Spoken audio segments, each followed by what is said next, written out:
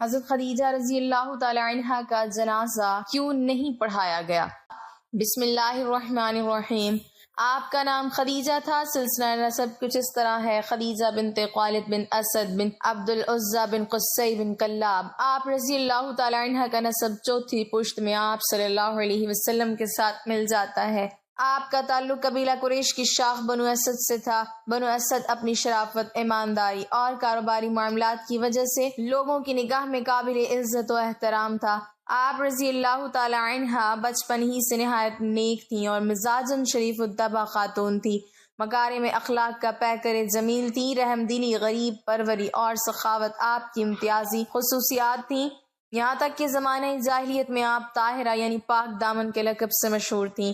مالدار گھرانے میں پرورش پانے کی وجہ سے دولت و ثروت بھی خوب تھا۔ علاوہ ازیں حسن صورت اور حسن سیرت میں بھی اپنی ہم عصر خواتین میں ممتاز تھیں۔ پہلی شادی ابو حالہ ہند بن نباش تمیمی سے ہوئی۔ ابو حالہ کے انتقال کے بعد دوسری شادی عتیق بن عائد مخزومی سے ہوئی۔ کچھ عرصہ بعد وہ بھی چل بسے تو دنیاوی معاملات سے دل برداشتہ ہو کر زیادہ وقت حرم کعبہ میں گزارتی، جس کے باعث آپ کے مزاج مبارک میں تقدس و شرافت مزید بڑھ گئی۔ قریش کے نامور صاحب ثروت سرداروں نے آپ رضی اللہ تعالی عنہ کو پیغام نکاح بھجوایا، لیکن سیدہ خدیجہ رضی اللہ تعالی عنہ نے سب کو یکسر انکار کر دیا۔ آپ کے والد محترم خویلد بن اسد اعلیٰ درجے کے تاجر تھے۔ جب بڑھاپے کی دہلیز تک پہنچے تو انہوں نے اپنا سارا کاروبار اپنی بیٹی حضرت خدیجہ کے سپرد کر دیا۔ 30 سال کی عمر میں آپ رضی اللہ تعالی عنہ تجارت سے وابستہ ہوئیں، جس کی وجہ سے آپ رضی اللہ تعالی عنہ حجاز مقدس میں سب سے زیادہ مالدار خاتون شمار ہوتی تھیں۔ آپ کی تجارت کا سامان عرب سے باہر ملک شام اور یمن میں سال میں 2 مرتبہ جاتا تھا۔ بعض محدثین نے لکھا ہے کہ اکیلا حضرت خدیجہ کا سامان تجارت مکہ کے سارے تجارتی قافلوں کے سامان کے برابر ہوتا تھا۔ خاتون ہونے کی وجہ سے تجارتی معاملات میں سفر کرنا دشوار بلکہ ناممکن تھا، اسی لیے کسی کو بطور نیابت سامان تجارت دے کر روانہ کرتی۔ آپ کے تجارتی نمائندوں کی 2 صورتیں تھیں: یا وہ ملازم ہوتے، ان کی اجرت یا تنخواہ مقرر ہوتی جو انہیں دی جاتی، نفع نقصان سے انہیں کوئی سروکار نہ ہوتا، یا نفع میں ان کا کوئی حصہ نصف، تہائی یا چوتھائی وغیرہ مقرر کر دیا جاتا۔ اگر نفع ہوتا تو وہ اپنا حصہ لے لیتے، جبکہ نقصان کی صورت میں ساری ذمہ داری حضرت سیدہ خدیجہ الکبریٰ رضی اللہ تعالی عنہا پر ہوتی۔ تقریباً 10 سال تک معاملات یوں ہی چلتے رہے، یہاں تک کہ آپ رضی اللہ تعالی عنہا کے کانوں تک نبی کریم صلی اللہ علیہ وسلم کی امانت و صداقت کا چرچا پہنچا۔ آپ رضی اللہ تعالی عنہا نے جناب نبی کریم صلی اللہ علیہ وسلم سے سامان تجارت لے کر ملک شام جانے کی درخواست کی، جسے آپ صلی اللہ علیہ وسلم نے قبول فرما لیا۔ اس دوران آپ رضی اللہ تعالی عنہ نے اپنے غلام میسرہ کو خصوصی ہدایت کی کہ وہ آپ صلی اللہ علیہ وسلم کے کسی معاملے میں دخل اندازی نہ کرے۔ اس تجارتی سفر میں اللہ تعالیٰ نے بے حد برکت دی اور نفع پہلے سے دگنا ہوا۔ چونکہ میسرہ دوران اس سفر قریب سے آپ صلی اللہ علیہ وسلم کی حسن اخلاق، معصومانہ سیرت کا تجربہ اور معاملہ فہمی کا مشاہدہ کر چکا تھا، اس لیے اس نے برملا اس کا اظہار کرتے ہوئے ام المومنین سیدہ خدیجہ رضی اللہ تعالی عنہا کو بتلایا کہ آپ صلی اللہ علیہ وسلم نہایت معاملہ فہم، تجربہ کار، خوش اخلاق، دیانتدار، ایماندار، شریف النفس اور مدبر شخص ہیں۔ آپ صلی اللہ علیہ وسلم نے واپس پہنچ کر تجارتی معاملات کا عمدہ حساب پیش کیا، جس سے ام المومنین سیدہ خدیجہ رضی اللہ تعالی عنہا بہت متاثر ہوئیں۔ ام المومنین سیدہ خدیجہ رضی اللہ تعالی عنہا کی طرف سے رسول اللہ صلی اللہ علیہ وسلم کی خدمت میں یعلا بن امیہ کی بہن نفیسہ بنت امیہ پیغام نکاح لے کر گئیں۔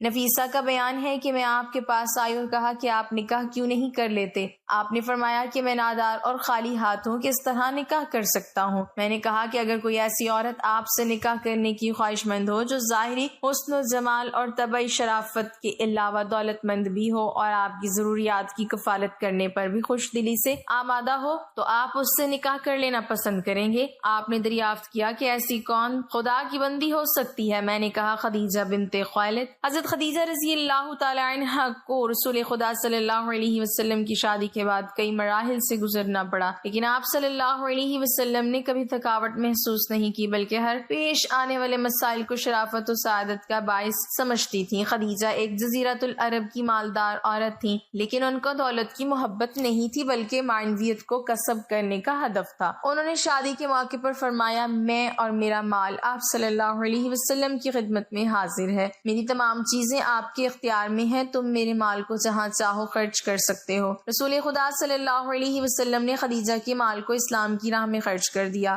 حضرت صلی اللہ علیہ وسلم کو زبردستی شعیب ابو طالب میں جانا پڑا اور مشرکین نے مسلمانوں سے اقتصادی رابطہ قطع کر دیا۔ خدیجہ نے تمام مال مسلمانوں کی نجات کے لیے خرچ کر دیا۔ شعیب ابو طالب میں کھانا بھیجنے کے لیے حکیم بن حزام کی خدمت حاصل کی گئی۔ ایک دفعہ حکیم بن حزام اپنے غلام کے ساتھ شعیب ابو طالب میں گندم لے جا رہے تھے کہ راستے میں ابو جہل مل گیا۔ ابو جہل نے اس سے کہا، یہ بنی ہاشم کے لیے لے جا رہے ہو، مگر ہرگز اجازت نہیں دوں گا بلکہ تجھے مکہ میں رسوا کروں گا۔ ابو البختری ابو جہل کا بھائی پہنچ گیا۔ وہ ابو جہل سے کہتا، یہ کھانا خدیجہ کا ہے، کیا تم خدیجہ کا مال لے جانے سے منع کر رہے ہو؟ دوسرا شخص جو چھپ کر شعیب ابو طالب میں غذا پہنچاتا تھا وہ حضرت خدیجہ کا داماد حضرت ابو العاص تھا۔ ایک دن رسول خدا صلی اللہ علیہ وسلم نے اپنے اصحاب سے فرمایا، ابو العاص نے ہمارے داماد ہونے کا حق ادا کر دیا ہے، کیونکہ جب ہم شعیب ابو طالب میں تھے تو وہ رات کو ہمارے لیے کھانا لاتا تھا۔ آج کل عورتوں کے لیے درس عبرت ہے جو مال و دولت کو جمع کرنے کے چکر میں ہے۔ خدیجہ نے عمل سے ثابت کیا کہ خاندان کی سعادت و کرامت اور صداقت سے محروم لوگوں کی خدمت کرنے میں ہے۔ انبیاء کے اہداف میں سے ایک ہدف غریبوں اور محتاجوں کی مدد کرنا تھا۔ جب رسول خدا صلی اللہ علیہ وسلم نے دعوت اسلام دی تو یہی مظلوم اور فقیر افراد نے آپ کی دعوت کو جلدی قبول کیا۔ بس خدیجہ اپنی زندگی میں یہ جملہ فرماتی تھی، اے لوگو، گواہ رہو میں اور میرا مال محمد صلی اللہ علیہ وسلم کا ہے۔ جس نے اپنا پورا مال محمد صلی اللہ علیہ وسلم کی خدمت میں حاصل کر دیا، اور حضرت صلی اللہ علیہ وسلم نے بھی یہ مال فقراء اور اسلام کی راہ میں خرچ کر دیا۔ لہٰذا حضرت صلی اللہ علیہ وسلم بعثت کے پہلے سالوں میں یہ فرمایا کرتے تھے، خدیجہ کے مال سے بڑھ کر مجھے کسی اور مال میں نفع نہیں ہوا۔ عاصمہ بنت امیس خدیجہ کی آخری عمر کے لحظات میں ان کے ساتھ تھیں۔ وہ کہتی ہیں، خدیجہ رو رہی تھی اور میں نے عرض کیا، اے خدیجہ کیوں رو رہی ہو؟ تم نبی صلی اللہ علیہ وسلم کی بیوی اور بہترین عورتوں میں سے ہو، تجھے جنت کی بشارت دی گئی ہے۔ خدیجہ نے فرمایا، اے عاصمہ، میں اپنی بیٹی زہرا کے لیے رو رہی ہوں، کیونکہ میری بیٹی زہرا کو شادی کی رات ماں کی ضرورت ہوگی۔ میری بیٹی فاطمہ کی ماں اس وقت نہیں ہوگی۔ آسمہ نے خدیجہ سے عہد کیا کہ اس رات میں فاطمہ کے ساتھ ہوں گی۔ امام جعفر صادق نے فرمایا کہ رسول خدا صلی اللہ علیہ وسلم کو دفن کرنے کے بعد گھر تشریف لے آئے۔ فاطمہ زہرا آپ صلی اللہ علیہ وسلم کے ارد گرد چلتی ہیں اور پوچھتی ہیں، میری ماں کہاں ہے؟ رسول خدا صلی اللہ علیہ وسلم حیران تھے کہ کیا جواب دوں۔ جبرائیل نازل ہوا اور حضرت صلی اللہ علیہ وسلم سے فرمایا، اے رسول صلی اللہ علیہ وسلم، تم یہ کہو کہ تیری ماں جنت میں آسیہ اور مریم کے ساتھ ہے۔ یہ سن کر فاطمہ کو سکون آیا اور فرمایا، خداوند سلام ہے اور اس سے سلام اور اس کی طرف سلام ہے۔ جب حضرت سیدہ خدیجہ رضی اللہ تعالی عنہ پر نزع کا عالم طاری ہوا تو نبی کریم صلی اللہ علیہ وسلم نے فرمایا، کیا سکرات یعنی موت کی شدت تمہیں ناگوار ہے؟ واللہ تمہارے لیے یہ شدت مفید ہے۔ ہاں، جب تم جنت میں اپنی سوتنوں کے پاس پہنچو تو انہیں میرا سلام کہنا۔ حضرت مریم بنت عمران، حضرت آسیہ بنت مزاحم اور حضرت ام کلثوم ہمشیرہ حضرت موسیٰ علیہ السلام کو میرا سلام پہنچانا۔ وہ بولی، بہت اچھا، آپ کا سلام پہنچایا جائے گا۔ اسے امام قرطبی نے سورۃ تحریم کی تفسیر میں ذکر کیا۔ عریس البیان میں حضرت موسیٰ علیہ السلام کی ہمشیرہ کا نام مریم مرقوم ہے اور آپ کی والدہ کا نام لوحہ بنت بان بن لادہ بن یعقوب علیہ السلام ہے۔ حضرت خدیجۃ الکبریٰ رضی اللہ تعالی عنہ کے وصال کے بعد خاتون جنت سیدہ فاطمہ الزہرا رضی اللہ تعالی عنہ عموماً مغموم رہتی تھیں۔ ایک دن نبی کریم صلی اللہ علیہ وسلم کی خدمت میں آپ رضی اللہ تعالی عنہ نے عرض کیا، ابا جان، مجھے کھانے پینے میں اس وقت تک کوئی فائدہ نہیں ہوگا جب تک آپ صلی اللہ علیہ وسلم حضرت جبرائیل علیہ السلام کے ذریعے مجھے میری والدہ ماجدہ حضرت خدیجۃ الکبریٰ رضی اللہ تعالی عنہ کی برزخی کیفیت کو واضح نہیں فرماتے۔ چنانچہ نبی کریم صلی اللہ علیہ وسلم نے حضرت جبرائیل علیہ السلام سے احوال معلوم کیے تو حضرت جبرائیل علیہ السلام نے کہا، حضرت خدیجۃ الکبریٰ رضی اللہ تعالی عنہ حضرت سیدہ سارہ اور حضرت سیدہ مریم کے درمیان بڑی عظمت و برتری کے ساتھ جلوہ افروز ہیں۔ حضرت ام المومنین عائشہ صدیقہ رضی اللہ تعالی عنہ فرماتی ہیں، نبی کریم صلی اللہ علیہ وسلم حضرت ام المومنین خدیجۃ الکبریٰ رضی اللہ تعالی عنہ کا بکثرت تذکرہ فرمایا کرتے اور ان کے مدارس کی ترقی کے لیے دعائیں فرمایا کرتے۔ ایک دن حضرت خدیجۃ الکبریٰ رضی اللہ تعالی عنہ کا ذکر فرما رہے تھے تو میں نے عرض کیا، آپ کو اس ضعیفہ سے بہتر خاتون اللہ تعالیٰ نے عطا فرما دی ہے۔ یہ سنتے ہی آپ نے ناپسندیدگی کا اظہار فرمایا، جس کے باعث مجھے بہت ندامت ہوئی۔ میں نے معافی طلب کی اور عرض کیا، آپ صلی اللہ علیہ وسلم اپنی ناراضگی دور فرمائیے۔ آئندہ کبھی ذکر خیر کے سوا آپ کی خدمت میں کوئی اور بات نہیں کروں گی۔ آپ صلی اللہ علیہ وسلم نے میری معذرت پر اظہار فرماتے ہوئے کہا کہ وہ تو اس وقت ایمان سے سرفراز ہوئیں جب کفار مکہ مجھے ایذائیں دے رہے تھے۔ انہوں نے مجھے ان نازک ترین لمحات میں پناہ دی جبکہ مشرکین میری جان کے در پہ تھے۔ انہوں نے میرے ایسے زمانے میں تصدیق کی جبکہ اہل مکہ میری تکذیب کر رہے تھے۔ حضرت خدیجۃ الکبریٰ رضی اللہ تعالی عنہا کے لیے دعائیں فرماتے ہوئے کبھی نہ اکتاتے۔ امہات المومنین میں آپ بلحاظ فضل و شرف ممتاز ہیں۔ چنانچہ شب معراج آپ جنت کی سیر فرما رہے تھے تو اس میں ایک عظیم محل دیکھا جو ہر نظر تک وسیع و کشادہ ہے۔ اس میں ایسی اشیاء رکھ دی گئی ہیں جو نہ کسی آنکھ نے دیکھی، نہ کانوں نے سنی، اور نہ ہی کوئی انسان اپنے دل میں تصور و خیال لا سکتا ہے۔ آپ صلی اللہ علیہ وسلم نے دریافت فرمایا یہ کس کا محل ہے؟ آواز آئی یہ حضرت خدیجۃ الکبریٰ رضی اللہ تعالی عنہا کا محل ہے۔ آپ نے فرمایا میں انہیں ہدیہ پیش کرتا ہوں کہ اللہ تعالیٰ نے مال دنیا کے بدلے جنت میں محل عطا فرمایا۔ امام طبری علیہ رحمہ زہری اور قتادہ سے مروی ہے کہ عورتوں میں سب سے پہلے حضرت سیدہ خدیجۃ الکبریٰ رضی اللہ تعالی عنہا ایمان لائیں۔ نبی کریم صلی اللہ علیہ وسلم نے ماہ رمضان المبارک میں پیر کے دن اپنی بعثت کا اعلان فرمایا۔ حضرت خدیجۃ الکبریٰ رضی اللہ تعالی عنہا نے اسی روز ہی آپ کی نبوت اور رسالت کی تصدیق کی اور ایمان کا شرف پایا۔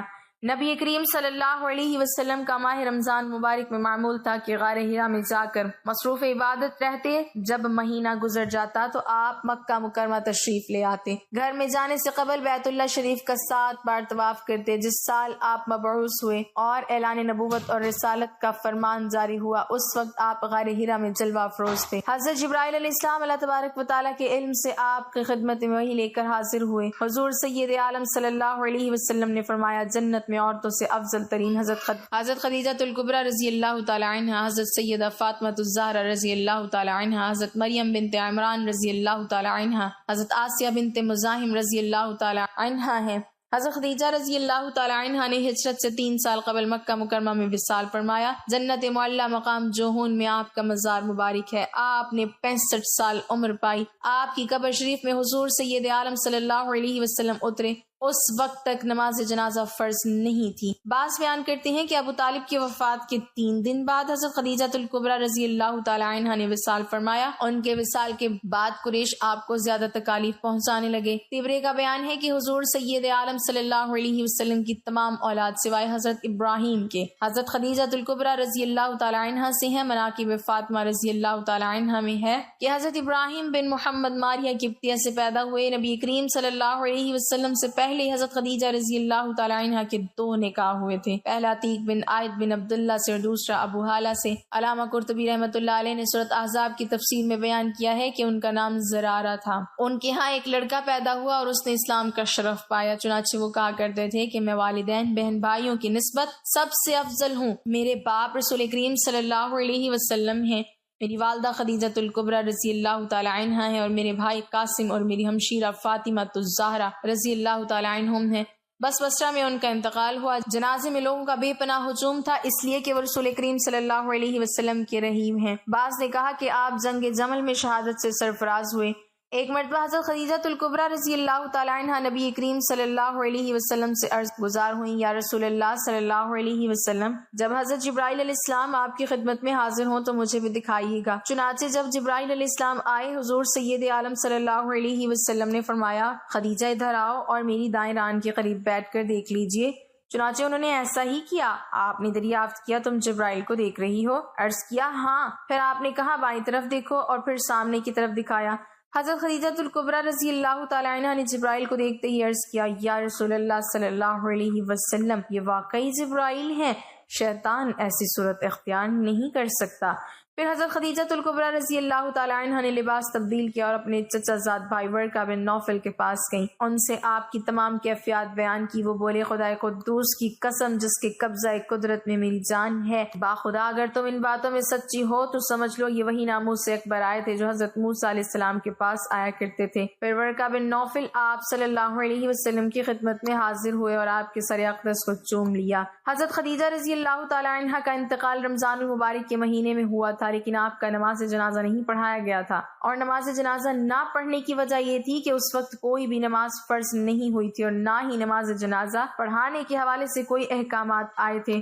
اور جب آپ کا انتقال ہوا تو اس وقت 11 رمضان المبارک تھا، اور رمضان کا مہینہ ہونے کے باوجود کوئی فرد بھی روزے سے نہ تھا، اور اس کی وجہ بھی یہ تھی کہ اس وقت روزے فرض نہیں کیے گئے تھے۔ خود نبی کریم صلی اللہ علیہ وسلم ان کی قبر میں اترے اور اپنے ہاتھوں سے اپنی زوجہ محترمہ کو قبر میں اتارا۔ سیدہ خدیجہ رضی اللہ تعالی عنہ نبوت کے 10ویں سال بنی ہاشم کے شعب ابی طالب سے نکلنے کے بعد فوت ہوئیں۔ آپ 65 سال کی عمر میں اس دار فانی سے رخصت ہوئیں۔ آپ کی جنت معلیٰ میں تدفین کی گئی۔ آپ کا نام نامی خدیجہ، کنیت ام ہند تھی، والد کا نام خالد بن اسد تھا۔ اللہ پاک ہمیں بہتر عمل کرنے کی توفیق عطا فرمائے، میرا سنانا اور آپ کا سننا اپنی بارگاہ الہی میں قبول و منظور فرمائے، آمین۔